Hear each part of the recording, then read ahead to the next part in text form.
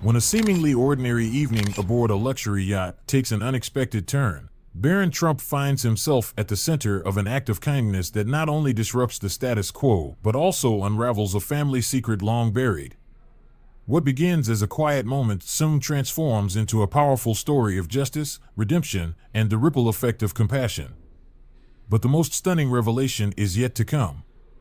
The Mediterranean sun dipped low, casting golden light on the sleek, white yacht anchored near the coastline. Guests lounged on plush deck chairs, sipping cocktails and laughing over the soft hum of jazz music. Among them, Barron Trump sat apart, absorbed in a book, exuding an air of quiet contemplation. Below deck, Nathan Carter, an elderly black man and the yacht's mechanic, adjusted the engine with practiced precision. He wasn't just a worker here. Maintaining yachts was his passion, an escape from the harsh realities he often faced on shore. Despite the serenity above, Nathan knew he didn't belong to this world of privilege. The golden hour blanketed the yacht in a warm, honeyed glow as guests settled in for the evening dinner. The long mahogany table, dressed with fine china and crystal glasses, shimmered under the soft light of overhead lanterns. Conversations buzzed gently, discussions of investments, upcoming vacations, and the best vintages of wine. Nathan Carter, dressed in his simple work uniform, quietly climbed up from below deck. He had been called to inspect a minor issue with the air conditioning unit near the main dining area. Careful not to intrude, he moved quickly along the edges of the space, his toolbox in hand and his gaze firmly fixed on the floor. But the mere sight of him was enough to disturb the illusion of exclusivity for one particular guest. A man in his mid-30s, dressed impeccably in a tailored navy suit, watched Nathan with a narrowing gaze. His neatly combed hair and expensive watch marked him as someone who valued appearance above all else. "Excuse me," the man said loudly, cutting through the low murmur of conversations. His tone was sharp, demanding attention. Nathan stopped in his tracks, turning slightly. His hands tightened around the handle of his toolbox. "Why is he here?" the man continued, gesturing toward Nathan with a dismissive wave of his hand. "I thought this was a private yacht." Several heads turned. Some guests glanced at Nathan, others exchanged awkward looks. The air became heavy, the jovial mood dampened. Nathan, maintaining his composure, simply nodded and turned to leave, eager to avoid further conflict. But the man wasn't finished. "You'd think staff would know their place," he added, leaning back in his chair with a smirk. A few uneasy chuckles rippled through the group, though most avoided looking directly at Nathan, who by now had retreated toward the stairs leading below deck. His steps were measured, deliberate, betraying no sign of the sting those words left behind. From his seat at the far end of the table, Barron Trump closed his book and placed it on the table beside him. He had been observing the exchange in silence, his sharp blue eyes fixed on the man who had spoken. Barron's expression remained calm, but there was a tension in his posture, a quiet indignation simmering beneath his composed exterior. The man's laughter finally died down as Barron's gaze lingered on him for a moment longer than comfortable. "Is something amusing?"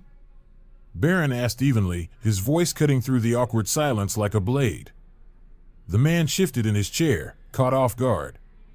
"No, well, it's odd, isn't it? Seeing him up here during dinner." "Odd?"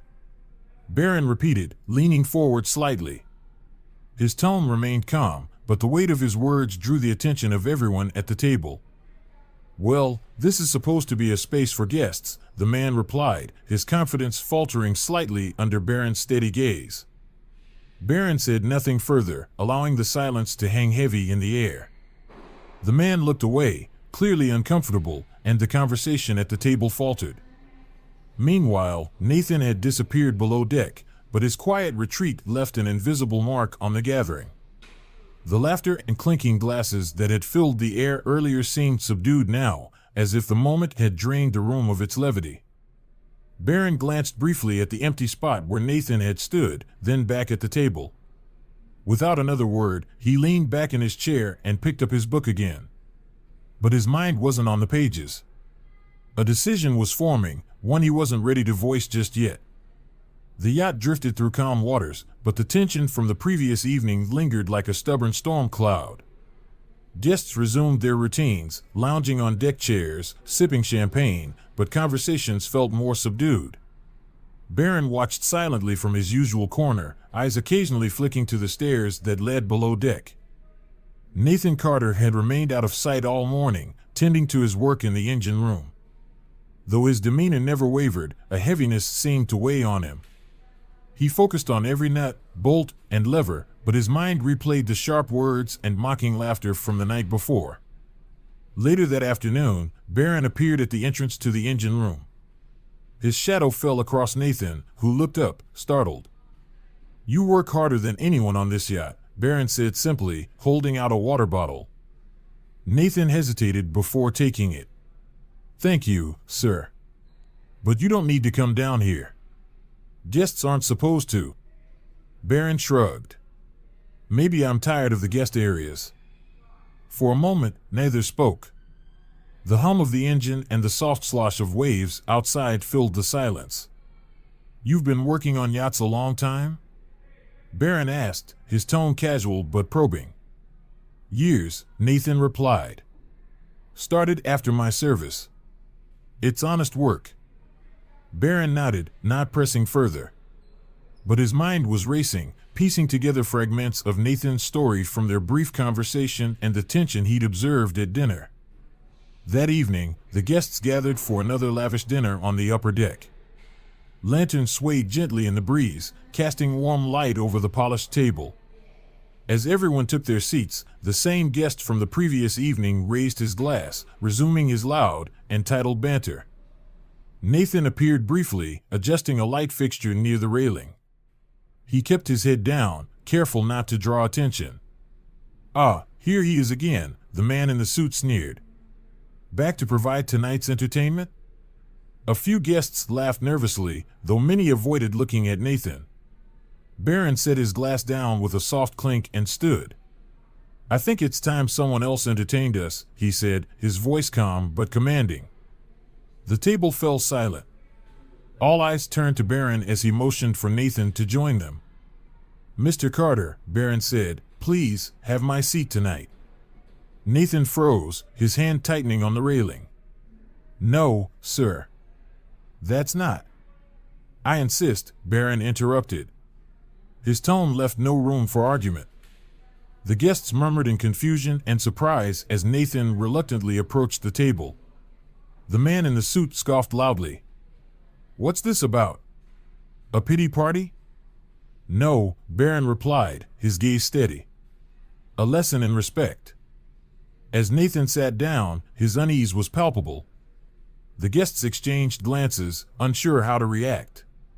Finally, one of the women broke the silence.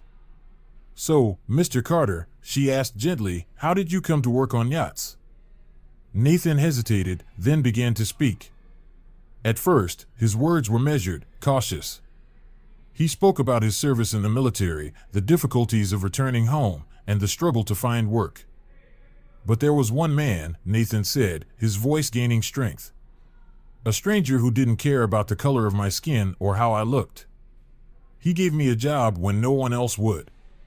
Told me I deserved a chance because I'd served this country." The table leaned in, captivated.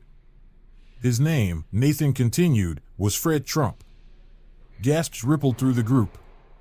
The revelation struck like a lightning bolt, connecting Barron to Nathan in an unexpected and powerful way.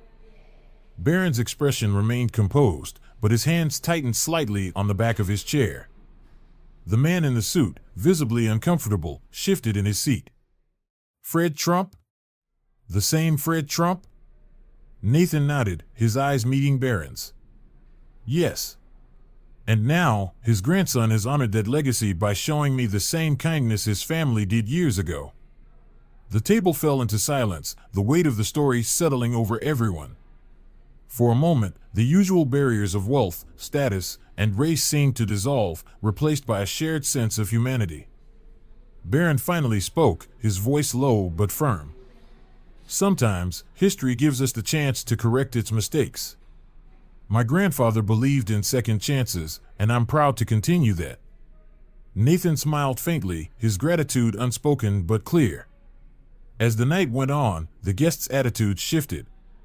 The man in the suit remained silent, his arrogance visibly deflated, while others engaged Nathan in genuine conversation. By the end of the evening, Nathan left the table not as a mechanic, but as an equal. And Barron, returning to his seat, felt the quiet satisfaction of knowing that a single act of kindness had created ripples far beyond what anyone could have imagined.